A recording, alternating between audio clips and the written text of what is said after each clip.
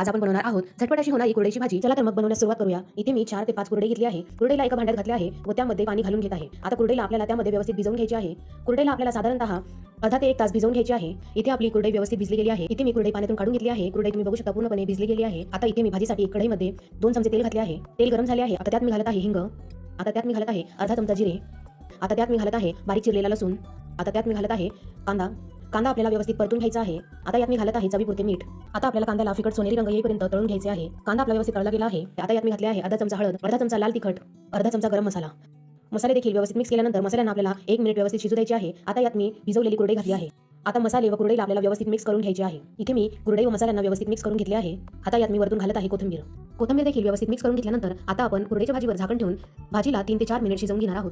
4 minute झाले आहे. आता मी झाकण काढून घेत आहे आणि इथे तयार आहे आपली कुरडईची भाजी. जर तुम्हाला रेसिपी आवडली असेल तर व्हिडिओला लाईक शेअर करायला विसरू नका व अशाच नवनवीन व्हिडिओसाठी चॅनलला सबस्क्राइब करायला देखील विसरू नका. धन्यवाद.